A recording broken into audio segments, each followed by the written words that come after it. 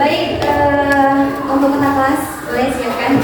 Wah, siap. Siap. Sebelum mulai pelajaran kita pada hari ini, ada baiknya kita berdoa secara bersama-sama. Doa mulai.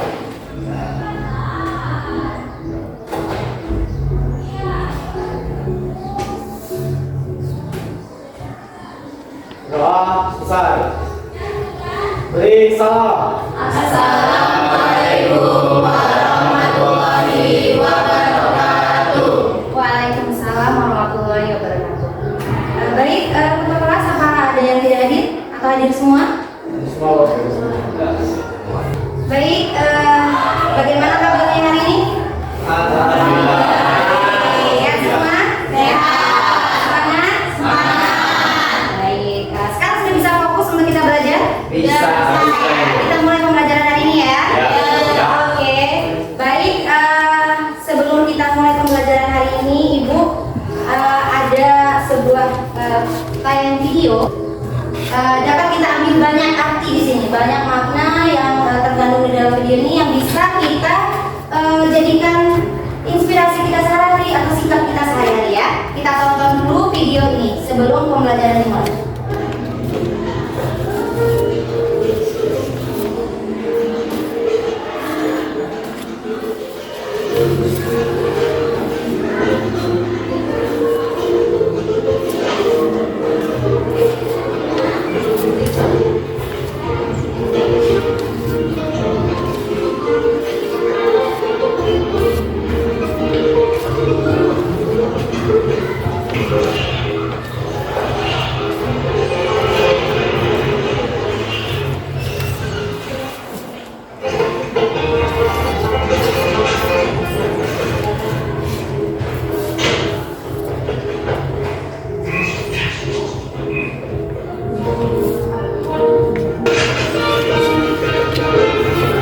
Di sini kalian sudah nonton semuanya, apa yang dapat kalian ambil makna atau cerita.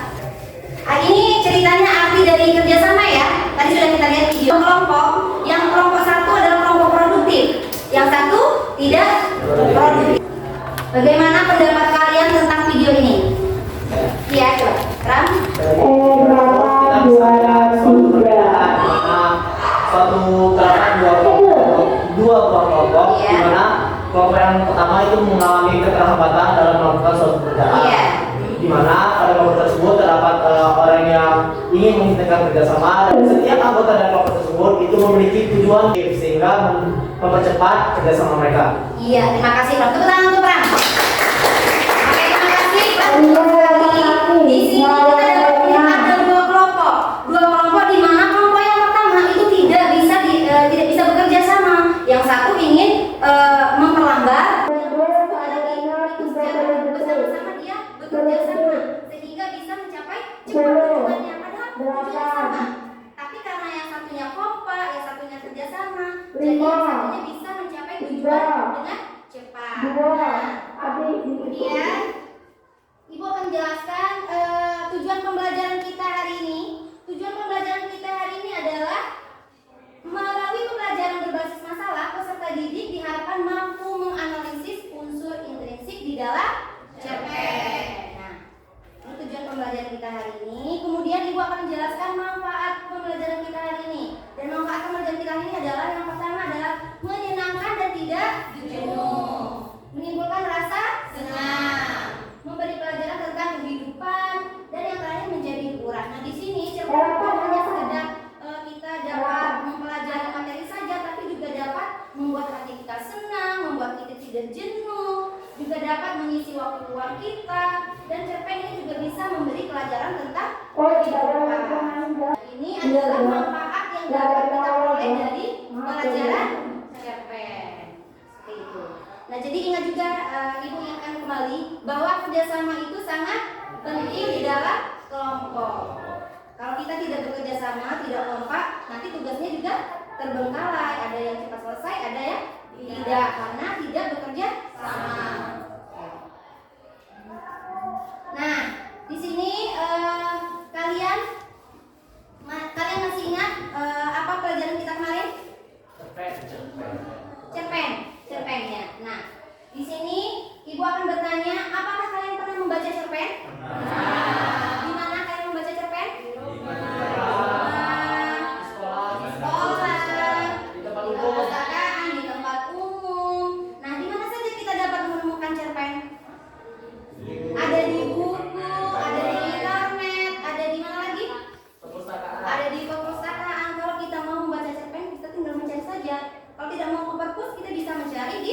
media sosial internet atau gimana ya. Nah, yang ketiga yaitu ada mengapa disebut dengan cerpen.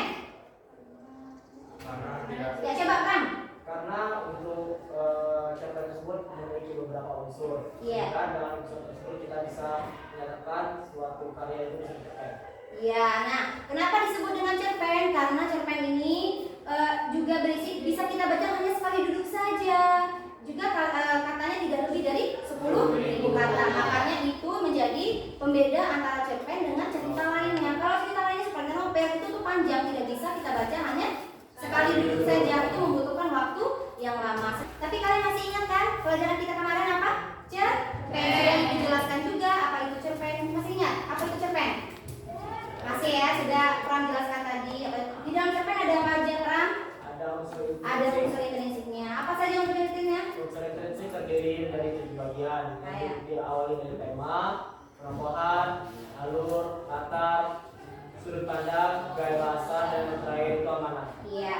Nah, sebelum kita melanjutkan pelajaran ini, Ibu akan memberikan sebuah cerpen yang dapat kita analisis bersama-sama.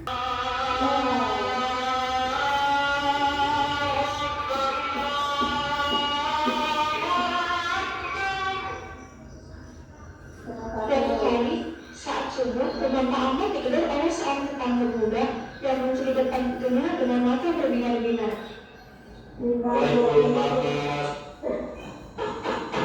Ahmad.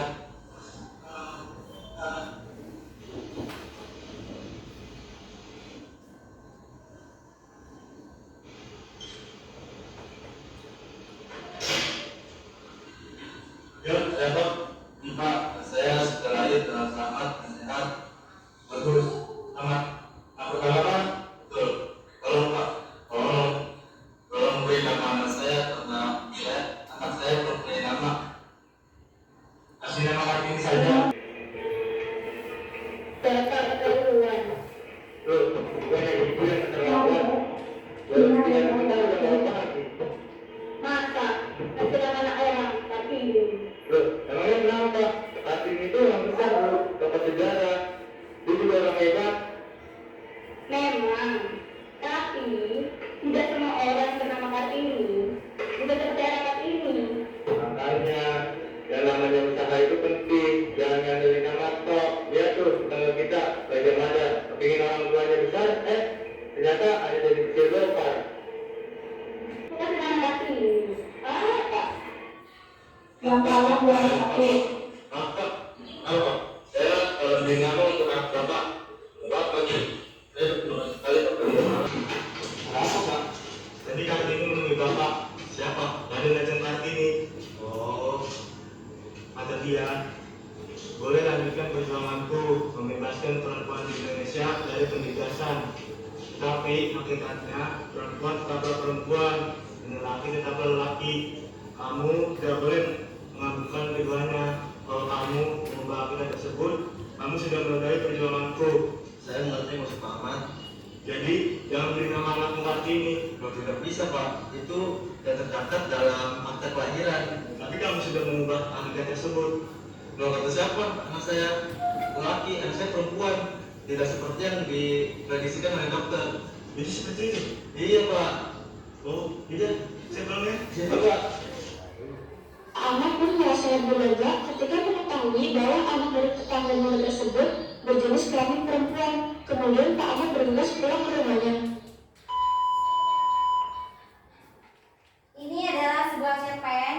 Jadi cerpen bukan hanya bentuk tulisan saja, bisa kita buat video. Nah, di sini kalian bisa apa saja unsur intrinsik yang terkandung di dalam cerpen. Kita tonton sama-sama tadi.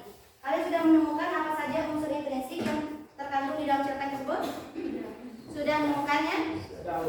Sudah? Coba siapa yang tahu apa tema cerpen tadi? Ayatan cerpen tadi? Coba. Tema pada tayangan cerpen tadi yaitu pemberian nama untuk seorang anak yang baru lahir. Iya, nah tema tadi video cerpen tadi ialah mengenai pemberian nama kepada anak yang baru saja lahir. Ya. Yang kedua, siapa saja tokoh di dalam video cerpen tersebut? Coba pasang. Tokohnya ada Pak Mamat, Ya, Pak Ahmad, istrinya, dan Pak Ahmad, tetangganya. dan tetangganya. Iya, ada 3 tokoh di dalam video cerpen tersebut. Ada Pak Ahmad, Bu Ahmad, dan tetangganya. Ceritanya cukup lucu juga ya, menjadi hiburan buat kita ya. Itulah manfaat kita ketika kita membaca cerpen, menjadi hiburan tersendiri untuk kita. Nah, untuk latar, siapa yang tahu apa latar dari video tersebut? Siapa yang tahu latarnya? Ya, coba. Pertama untuk latar waktu itu ada tadi ada siang hari dan Ya. malam hari. Latar tempat itu ada di rumah Pak Mamat dan di rumah tetangganya, dan latar suasananya itu tadi Cemas ya.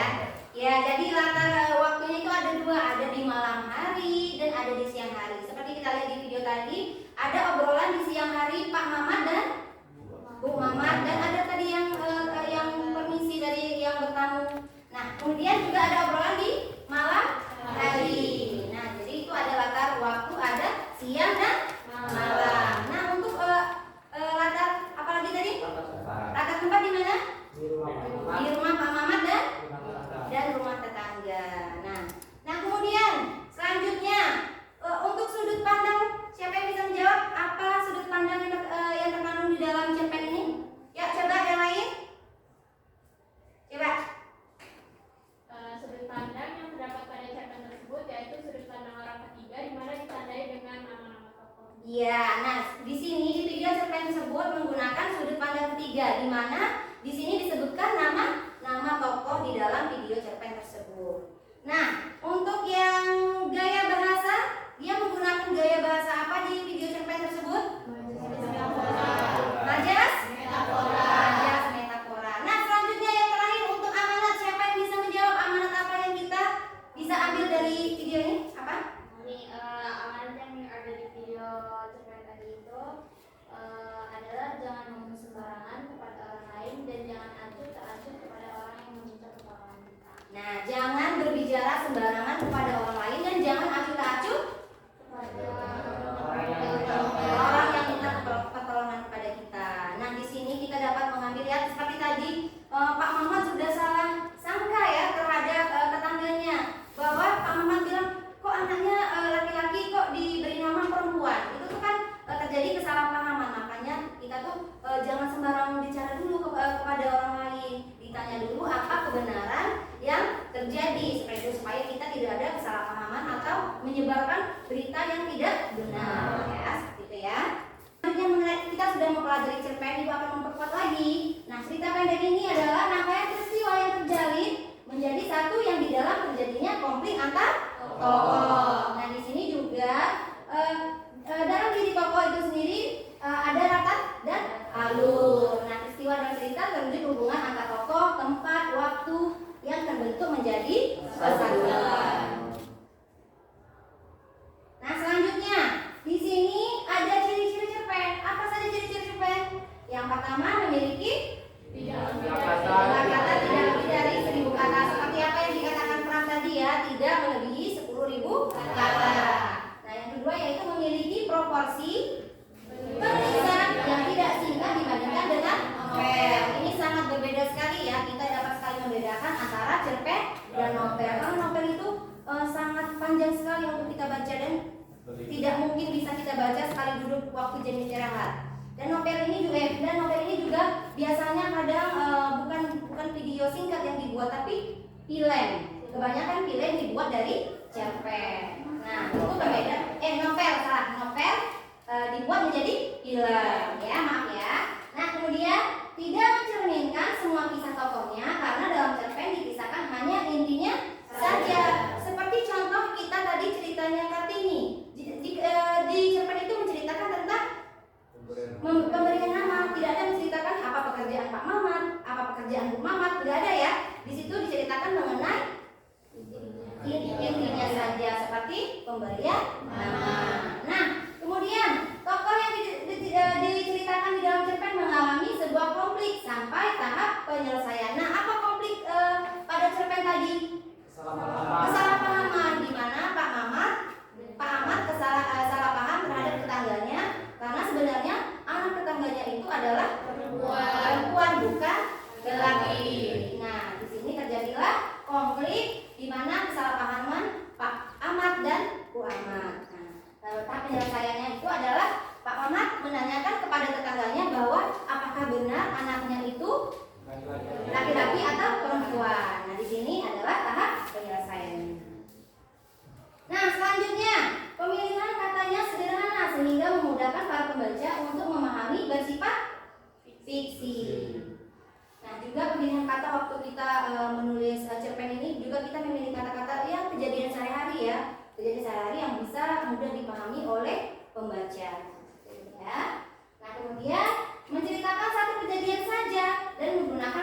cerita tunggal dan lurus. Kemudian membacanya tidak membutuhkan waktu yang lama. Seperti Ibu bilang tadi, kita membaca cerpen hanya cukup waktunya 10 menit saja.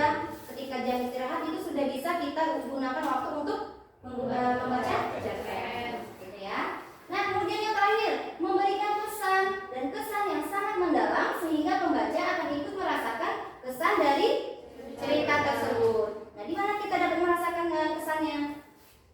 Di amanat tadi. Jadi kita harus menanyakan dulu, jangan kita menyimpulkan sendiri seperti Pak Ahmad tadi menyimpulkan sendiri bahwa tetangganya itu salah memberikan nama pada anaknya. Sebenarnya bukan salah, tapi Pak Mamatnya yang salah paham, yang tidak menanyakan langsung kepada tetangganya. Ini adalah yang dimaksud dengan pesan dan kesan. Jadi jangan kita mengambil pendapat sendiri. Jangan kita pula yang menyebar berita bahwa Pak ini tetangganya salah memberikan nama, padahal dia yang tidak menanyakan langsung kepada tetangganya. Oke. Nah, selanjutnya di sini ada unsur pembangun cerpen. Nah, di sini ada 2 unsur pembangun cerpen. Intrinsik Yang telah kita cari sama-sama tadi dan unsur ekstrinsi. Oke. Nah, di sini Ibu sudah menjelaskan bahwa ada 7 unsur intrinsik. Yang pertama ada tema, penokohan, alur, latar, gaya bahasa, sudut pandang, dan amanat. Ini adalah unsur-unsur intrinsik di dalam cerpen, dan ini sudah pasti ada di dalam cerpen. Karena apa? Karena itu adalah unsur-unsur pembangun. Nah, ya, karena ini adalah unsur-unsur pembangun dalam cerpen. Nah, itu ya. Nah, selanjutnya kita akan mengerjakan LKPD. Ibu sudah menyiapkan 3 buah cerita pendek. Namun ceritanya berbeda-beda. Untuk kelompok 1 ceritanya berbeda, kelompok 2 berbeda, kelompok 3 berbeda. Nah, di sini Ibu akan membagikan kalian per kelompok. Kelompoknya sesuai yang Ibu bagikan kemarin ya. Nanti kalian duduk per kelompok yang Ibu sudah bagikan kemarin. Nanti kalian boleh pindai cerita pendek sesuai dengan nama kelompoknya. Ini kelompok 1, kelompok 2, dan kelompok 3. Seperti yang kemarin ya. Boleh kalian atur kursinya.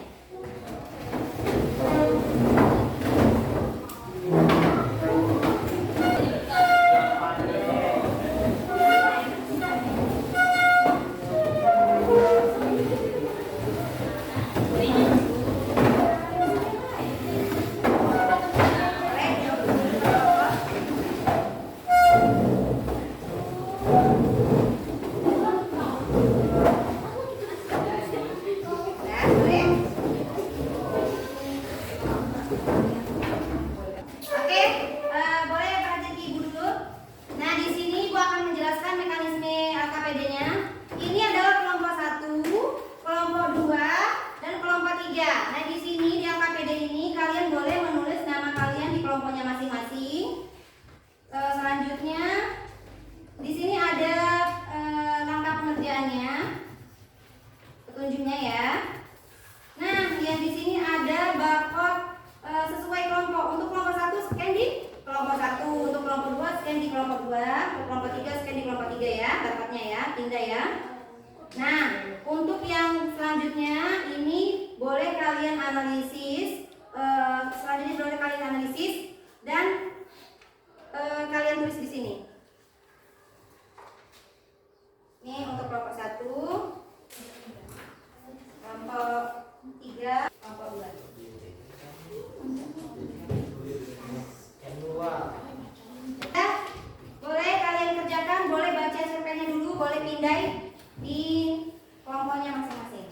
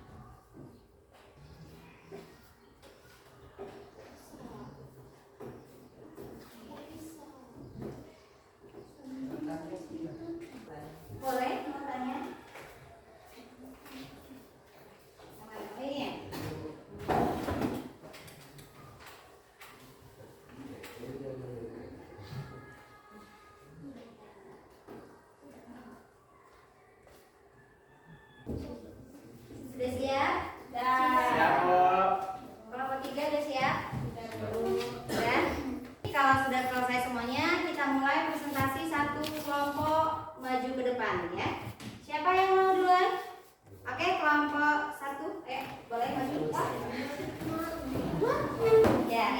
Ya, kita simak sama-sama. Presentasi dari kelompok 1. Silakan.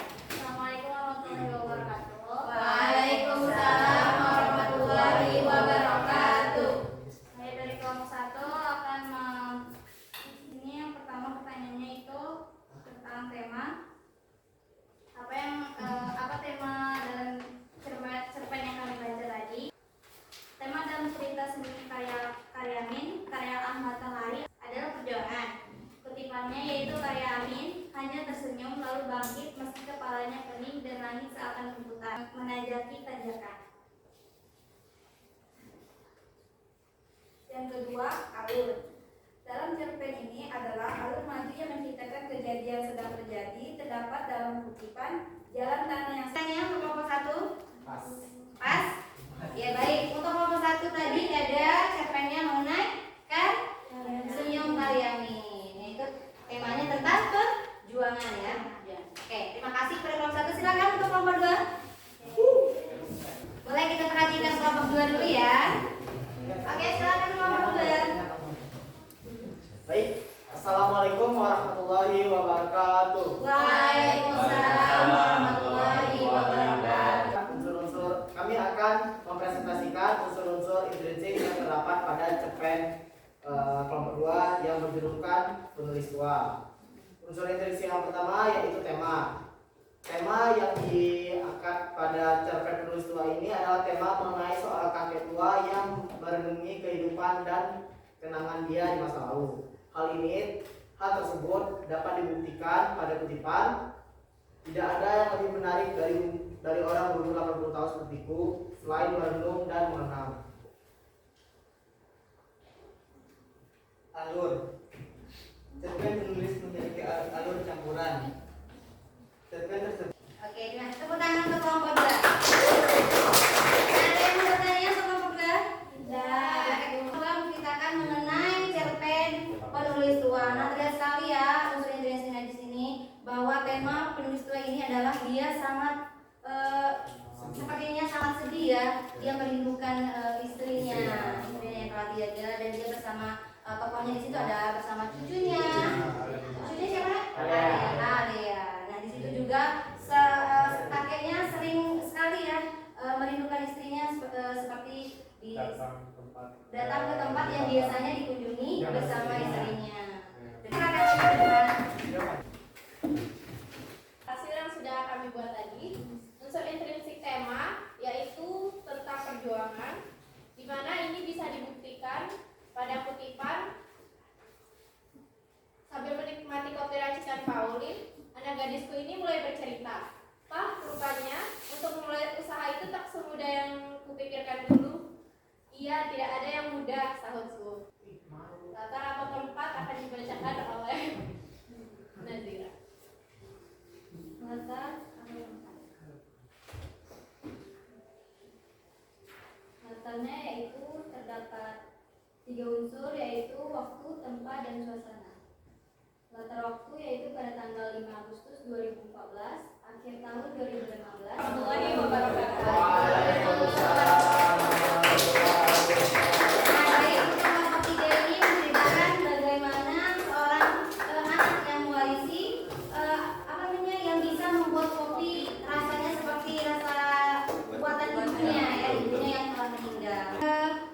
Sebagai evaluasi pembelajaran kita hari ini, kita mengerjakan kuis. Nah, ini boleh kalian pindah kuisnya, lalu kerjakan. Sebagai evaluasi pembelajaran kita hari ini ya. Oke, silakan.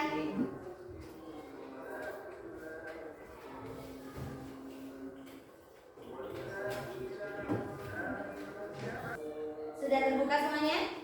Sudah? Ada kesulitan? Ya, di mana?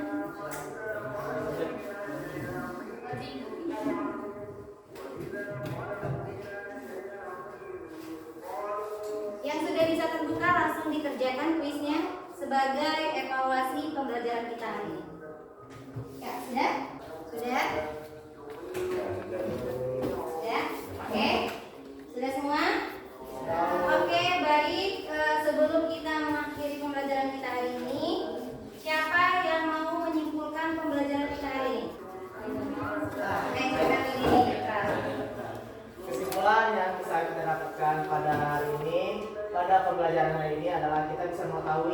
apa saja apa yang dimaksud dengan cerpen, apa ciri-ciri dari cerpen tersebut, seperti yang katakan tadi, cerpen itu tidak lebih dari 10.000 kata dan bisa dikatakan bisa dibaca dalam sekali dulu. Dan pokok pembahasan utama kita pada hari ini adalah mengenai unsur-unsur intrinsik dari cerpen itu sendiri, di mana kita bisa mengetahui bahwa unsur intrinsik pada cerpen itu ada terdapat 7 poin, yang mana yang pertama adalah tema, penokohan, alur, latar, sudut pandang, gaya bahasa, dan terakhir ada makna. Mungkin itu adalah inti dari pembelajaran yang bisa saya lakukan. Terima kasih. Nah, yang terakhir sebelum kita tutup pembelajaran hari ini, Ibu akan bagi refleksi bagaimana perasaan kalian dalam pembelajaran hari ini. Oke? Aku akan kasih satu-satu dan kalian boleh tempel di papan di pesan perasaan atau papan perasaan. Sudah, yang sudah boleh tempel di depan.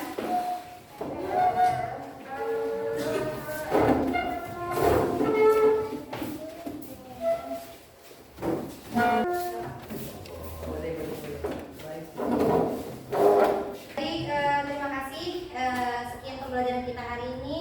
Untuk minggu depan kita masih pada materi cerpen, tapi menulis cerpen ya. Sekarang boleh ketua siapkan teman-teman. Semua siap? Siap. Untuk mengakhiri pembelajaran kita pada hari ini, ada baiknya kita berdoa secara bersama-sama. Doa dimulai.